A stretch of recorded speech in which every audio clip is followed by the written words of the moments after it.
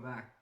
In this video, I'm going to show you how to remove your fairing, which on this bike will be the same as removing your windscreen if you just have a regular tombstone windshield because it goes off the factory brackets, as well as the seat, the console cluster, and the gas tank.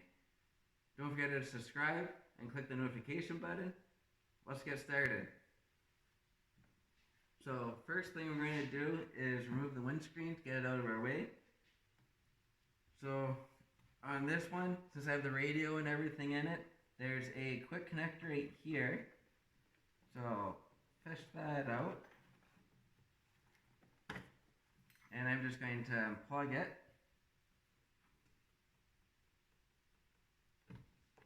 Alright, so now that will be free. And now there's 4 bolts holding the rest of it on.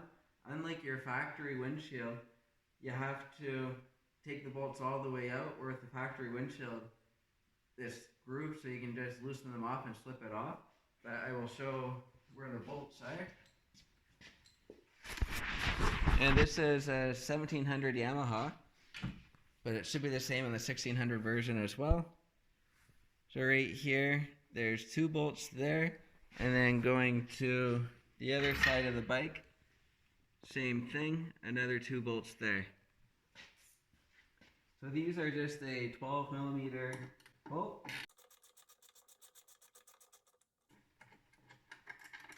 And I'm just going to put the hardware temporarily on the running board.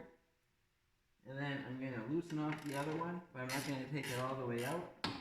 This way the windscreen can't fall off while I'm loosening off the other side.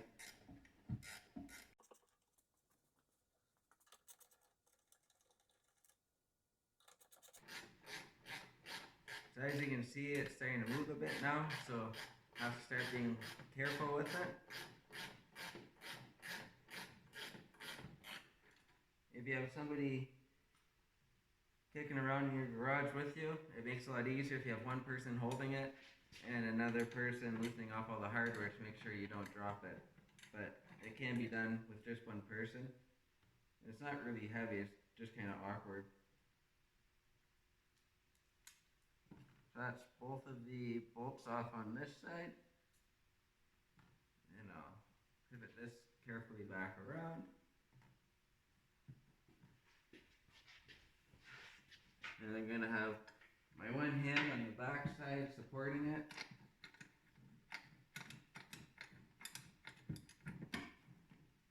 And it's free.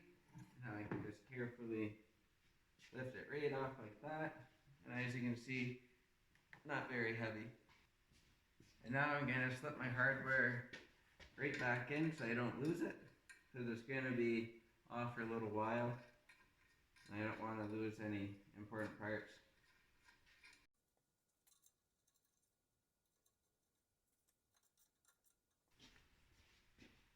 I did ride this bike for about 4 years without a windshield, and I loved it. I went all over the place, down to New Orleans, all over, and it was great. But I decided I wanted a radio, because I did have the factory tombstone windshield with the bike, but I liked the bike better without it. But I decided to convert it up to a radio to make it a little bit more enjoyable on the long hauls instead of just listening to wind. And I was glad I purchased that. Alright, so our next step, we're going to remove the seat. So the seat's very easy to remove if you've never removed one before. It's just off the key, you just turn it backwards, but without pushing down. If you push down as you turn, it'll lock the steering. So you just turn the key backwards. I find if you push some weight on the front of the seat, it helps, because your latching mechanism is on the front, and then it just slips into a groove on the back. So I usually just make a fist and push down, and then turn the key. Sometimes just, if you bounce, it seems to help, and then it just slips right off, like so.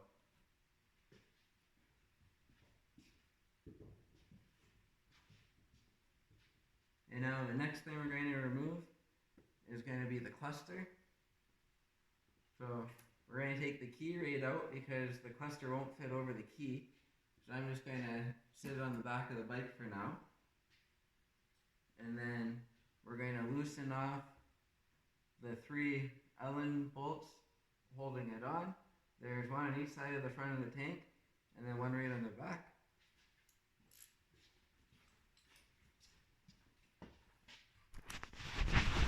Here they are here. There's one there, and then on the front there's one there, and same thing on the other side. The third one is right there. And these are just a 5mm Allen key. So we'll take those all the way out, and I'm just going to set them on the running board until I get the cluster off, and I'm going to put them back in place.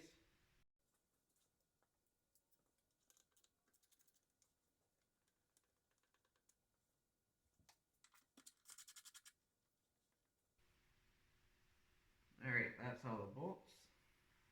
And now we're able to lift up, and it's free mechanically from the tank, but there's still the wiring harness you have to deal with.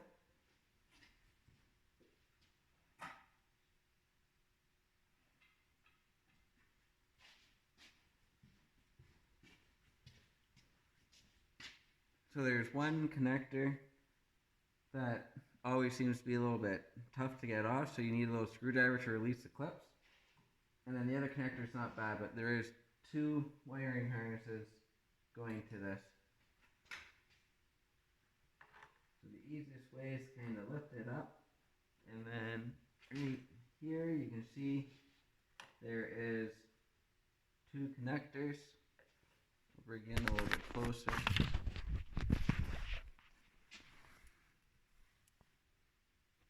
Two connectors right there, 1 and 2. The 6-pin connector is the one that I always find tougher to get off than the other one. And you can see there's a little groove right there, and that's where I put the screwdriver in to get it over that hump, and then it should just pull apart.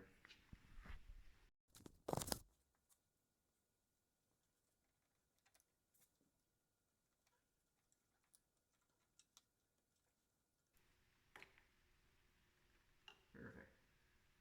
There's one, and then the other one comes off nice and easy. There's 2.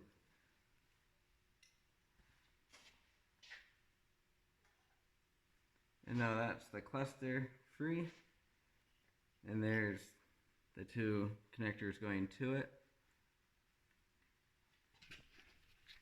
And here's a close-up of those connectors. This is the one that I always find a little tough. There's a couple little grooves coming off of it. You just gotta get your screwdriver on there, and then it will slip off. And then the second connector, it's just, you squeeze that down right there. Not sure if you can see it very well. That piece there, and then they'll just slip right out.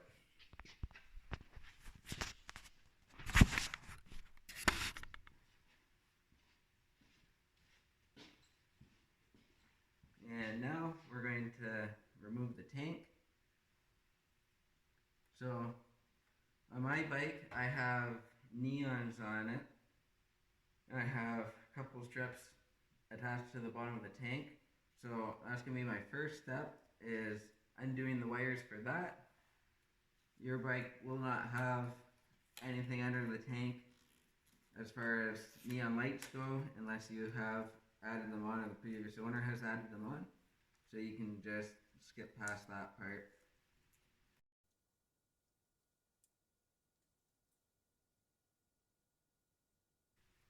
Alright, so now those are free. And then there's a green connector right here at the bottom of the tank. So that's you guys. This connector right here, you have to undo that. It's the same as one underneath the console, where you just squeeze on it right there and then pull.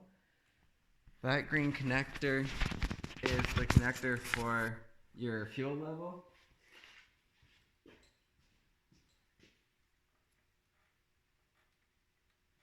So if you ever have trouble with your fuel gauge isn't reading correctly, this would be the same process to get to that, to change that, and it's not too bad of a job. We're going to put the hardware that held the gauge cluster back onto the tank so we don't lose anything.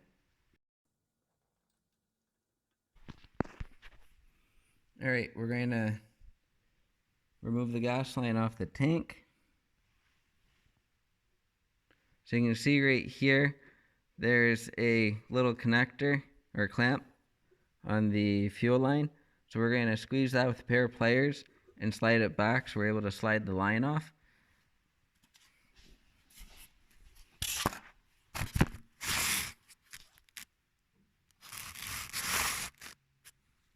We're just going to get in with a set of pliers, squeeze, push it over. And as you can see, it's moved over now from where it was, and we should be able to just jiggle that fuel line off. And use two hands. You're going to want to make sure you have your fuel shut off. When I parked this bike for the winter, I turned the fuel shut off and let the bike run until it ran out of gas. So there should be no fuel in this line. And as we can see, it's pretty dry. I'm going to put some tape on there to keep any dirt off, because I know it's going to be off for a little while. And even if you're just going to have it off just for a few minutes or a couple hours, it's still a good idea to tape it up, just to make sure no contaminants or anything get in and give you issues down the road. I'm going to tape the tank up once I get it off. It'll be a little bit easier. And then our next step is going to be removing the bolt holding the tank on. So as you can see it right there. So it's this guy here, and then right here, there's a long bolt that goes all the way through this whole center section.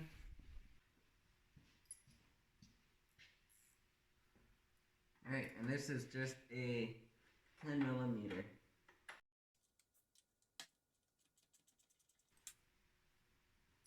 So loosen that right off and then pull it all the way out. There are washers on it, so be conscious of that so you don't lose them. So it's nut and washer on the left side of the bike, and then you can push it out, and it's the long bolt and the washer on the other end.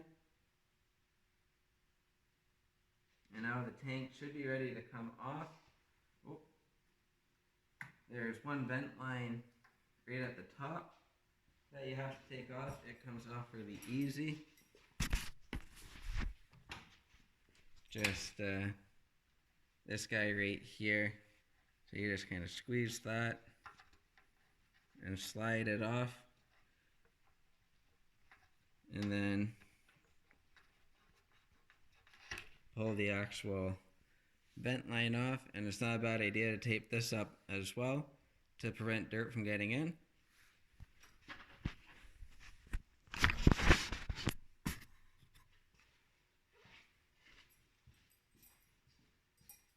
I'm going to keep the handlebars straight.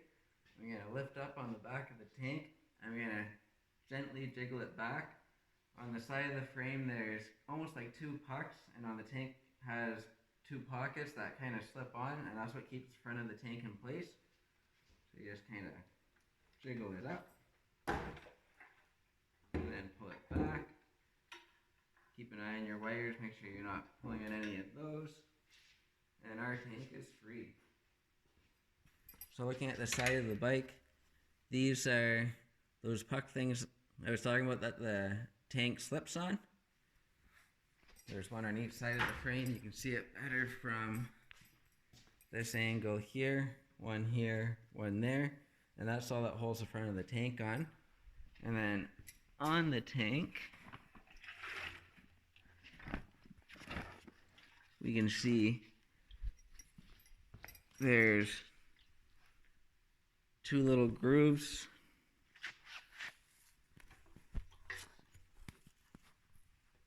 One there and one there. And that's what slips around those little pucks. And then I'm going to put my key back in the ignition so I don't have to worry about losing it. And then I'm going to put my tank bolt back through so I don't lose that either.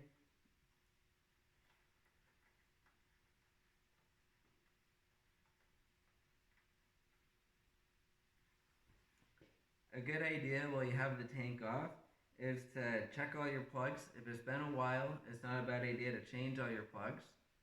And then I also do compression test, and that's going to be another video. So look on one of my other videos coming up to see how to do compression test, and we'll move forward with removing the front forks and everything in the next video as well. Thanks for watching. Hopefully this was helpful. Don't forget to subscribe and click the notification button. Have a great night.